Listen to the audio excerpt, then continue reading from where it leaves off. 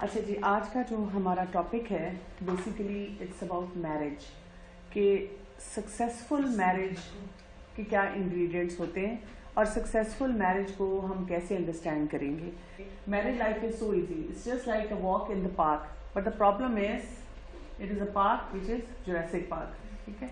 और आम जुबान में हमारे बुजुर्ग हमें हमेशा कहा करते थे, ये वो लड्डू जो खाए वो भी पछताए, जो ना खाए वो भी पछताए। और फिर कहा जाता था कि अच्छा चलो फिर अब पछताना ही है तो खा के पछता लो। जो लड़कों को तो वैसे ही कुछ नहीं कहा जाता, because it is taken for granted कि उन्होंने कुछ भी नहीं बदलना। हालांकि उनको भी बहुत से काम करने की जरूरत है और उनको भी बहुत से काम सिखाने की जरूरत है, लेकिन लड़कियों को भी हमने फॉर ग्रांटेड ले लिया है कि शी इज करियर ओरिएंटेड, कि मेरी बेटी ने तो पढ़ना है और मैंने इसको कुछ भी नहीं कराना, या मेरे पर जो जुल्म हुआ है मैंने इस पे नहीं होने देना। हम छोटी छोटी बातों पे ये सोचते हैं अगर मेरी बच्ची के साथ किसी ने ऐसे किया तो मैं ये कर लूंगी, विदाउट रियलाइजिंग कि उसके लॉन्ग टर्म रिपरकशंस क्या हो सकते हैं। कि हम अपनी बच्चियों को लूजर एक एटीट्यूड दे रहे हैं, हम उनको ना सेटल होने वाला एटीट्यूड दे रहे हैं। और इसीलिए मैं इस आयत पे बहुत फोकस करती हूँ जो सूरत अल बकरा में है, वलनबलुवन्नकुम बिशैइन मिनल खौफ वल-जू' व नक्सिन मिनल अमवाल वल अनफुस वस्समरात वबश्शिरिस साबिरीन। अल्लाह ताला ने कहा है कि हर हाल में मैंने तुम्हें टेस्ट करना है। तो कोई भी जिंदगी में जो हमारी सिचुएशंस होती है ना, अच्छी बुरी जो भी हालात हैं, इट इज अ टेस्ट। और हमें क्या देखना है कि उस टेस्ट में हम हाउ डू वी परफॉर्म। सब्र करने वालों के लिए खुशखबरी है, यानी आपके अंदर जितना ठहराव होगा, जितना आप उसको अच्छे तरीके से सिचुएशन को हैंडल करना सीखेंगे, उतना ज्यादा you will be able to manage that relationship. जब शादी नहीं होती ना तो सबसे पहला डिलेमा क्या होता है, हाय शादी कब होगी, इसकी शादी कब होगी, नींद नहीं आ रही, खाया नहीं जा रहा, उठना बैठना, शादी कब होगी, शादी कब होगी।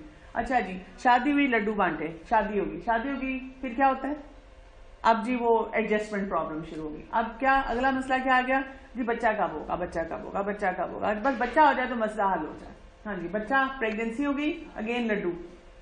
प्रेगनेंसी में भी ना उसको मसले हैं, अल्लाह क्या है, नौजिया, तबीयत खराब है। अब वो आखिरी मंथ में हम हॉस्पिटल्स में ये देखते हैं कॉन्टिन्यूसली, कब डिलीवरी होगी, मैं तंग आ गई हूँ, मैं थक गई हूँ, कब पैदा होगा। अच्छा, अब बच्चा पैदा हो गया, खुशी, अगेन लड्डू। और फिर उसके बाद क्या हो गया, अब जी रातों को तंग कर रहा है, अब तो मैं बड़ी तंग आ गई हूँ, अब मुझे कितना फीड कराना पड़ेगा, मुझे कितना रातों को जागना पड़ेगा। अच्छा जी, अब हर वक्त कब बड़ा होगा, कब मैं इसको वीनिंग स्टार्ट करूंगी। वीनिंग स्टार्ट की, बड़ी खुश शुक्र है जी वीनिंग स्टार्ट की। अब एक और नाइटमेयर शुरू हो गया, और वो नाइटमेयर क्या है कि ये खाता कुछ नहीं है। अब मैं क्या करूं, खाता कुछ नहीं है, कब खाना शुरू करेगा। अच्छा जी, उसके साथ साथ क्या है, मैं इसको उठा उठा के तंग आ गई हूँ, इसको फैसिलिटेट कर करके तंग आ गई हूँ, कब ये चलना शुरू करेगा, कब ये स्कूल जाए, इसको चलना शुरू करेगा तो अब क्या, वो फल्ला में हर चीज संभाल के तंग आ गई हूँ। स्कूल जाएगा, अब स्कूल जाएगा तो एक और वो पढ़ेगा कब, और उसके साथ क्या, कब ये बड़ा होगा। और जब बड़ा होगा तो फिर क्या है, अब एक और इशू शुरू हो जाता है कि जी, बल्कि नाइटमेयर से भी बड़ा नाइटमेयर शुरू हो जाता है, बिकॉज अब बच्चे इंडिपेंडेंट होके अपनी पर्सनालिटी के मुताबिक बिहेव करते हैं और हम इस साइकिल से निकल ही नहीं पाते। अब सोचे, हम अल्लाह ताला ने ये जो हमें अमानत दी हुई है ना, हम इसमें से कोई फेज एंजॉय नहीं करते, किसी फेज में सही जो करने वाले काम है वो नहीं करते। इट इज लाइक इतनी बड़ी ट्रेजेडी है। अगर हम हर बात पे सोचें इट्स अ टेस्ट, और इस टेस्ट में अगर मैं थोड़ा सा सब्र करूंगी और जो राइट टेक्निक्स हैं वो यूज करूंगी, अल्लाह से मदद मांगूंगी, ये फेज गुजर जाएगा। तो शादी होना ना होना, शादी के इश्यूज, उसमें हर चीज में हमने अपने टेस्ट को अंडरस्टैंड करना है। लेकिन आजकल का डिलेमा ये है, आजकल हमारे बच्चे क्या कहते हैं, हम ये सब कुछ कर लेंगे लेकिन शादी पे नहीं जाएंगे। I am not ready for it. हमने अपने बच्चों को हराम के लिए तो बहुत तैयार किया है, ये मेरा कुलीग है, वे just class fellows, we are like working together, और या हम फेसबुक पे सारी रात हैं, हम पोर्नोग्राफी में हैं, लेकिन हमने उनको ये कॉन्सेप्ट नहीं दिया कि जो तुम्हारी उम्र आ गई है उस पर शादी हो जानी चाहिए। एक तो ये बात है। दूसरी इंपॉर्टेंट चीज क्या है कि अगर हमने ये कॉन्सेप्ट दे भी दिया है तो हमने अपने घरों में शादीशुदा जोड़ों की इतनी अगली पिक्चर्स उनको दी हैं कि वो उनको देख के कहते हैं हमने नहीं शादी करनी।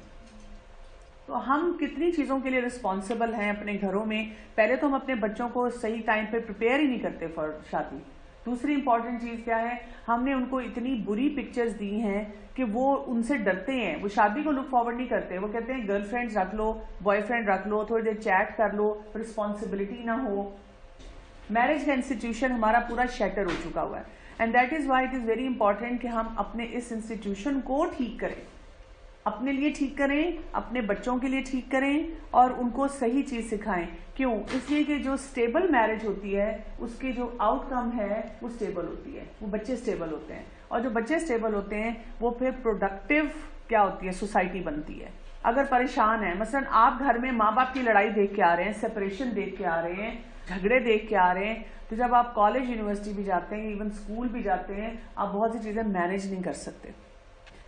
Theory we are very good at, हमें पता होता है, और ये जो इम्प्लीमेंटेशन प्लान नहीं ना जब हमारे पास होता, we have lot of guilt inside. हम टेंस रहते हैं इस चीज के लिए, हम खुश नहीं होते क्योंकि we are going against our nature. लेकिन हमें लेफ्ट राइट कोई सोल्यूशन नहीं मिलते। कोई चीजें पिक एंड चूज करने वाली हो, आपको पता हो कि मैंने करना क्या है, कौन कौन से काम ऐसे हैं जो कि मुझे करने चाहिए या उसमें मेरा क्या रोल हो सकता है। ये before we understand the stages of marriage we need to understand कि इन स्टेजेस ऑफ मैरिज में बाइंडिंग फोर्सेस कौन कौन से होते हैं। सबसे पहले तो द बॉय हिमसेल्फ, वो मेन कैरेक्टर होता है इस पूरी गेम का।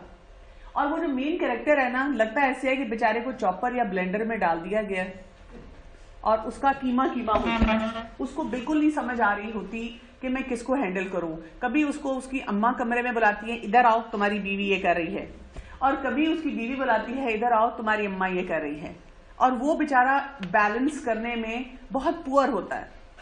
क्यों पुअर होता है? जैसे मैंने आपको बताया कि माओ ने अपने बच्चों को स्किल्स ही नहीं सिखाए। हमने अपनी बेटियों को तो चलो फिर भी किसी लेवल पे रोका या दिल में सोचा, लेकिन लड़कों को नहीं हम ये स्किल सिखाते।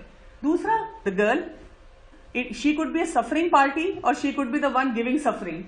स्टेबल सेटअप से आ रही है, उसको सही बात सिखाई गई है, तो वो उस लड़के के साथ रह के बहुत कुछ अच्छा कर सकती है। और अगर उसको नहीं सही चीज सिखाई गई तो वो बहुत गड़बड़ कर सकती है, बहुत गलत काम कर सकती है। Third is the danger zone, mother in law. यानी वो बेचारी डेंजर जोन हो ना हो, लेकिन द मोमेंट वो जिसे कहते हैं साइन आया सामने मदर इन लॉ, किसी ने कहा सास, तो हम कहते हैं अच्छा सास, तो वो हमें लगता है कि पता नहीं वो कितनी खौफनाक हस्ती है कि जिसके साथ डील करना या उससे बात करने का हमें क्या तरीका होना चाहिए। अच्छा जी, नेक्स्ट आ जाता है गर्ल्स मदर। वो अपनी बेटी को कैसे डील कर रही है, कैसे उससे बात कर रही है, कौन सी चीजें पूछती है, क्या गाइड करती है, कितना उसको दुख है उसी रिश्ते पे जो उसने करवाते वक्त कहा था कि बहुत अच्छे लोग हैं बेटा, ये तो आइडियल रिश्ता मिल गया, और जब रिश्ता हो गया तो अब उसको हर बात पे रोना आ रहा है कि मेरी बेटी के साथ कितना जुल्म हुआ हुआ है।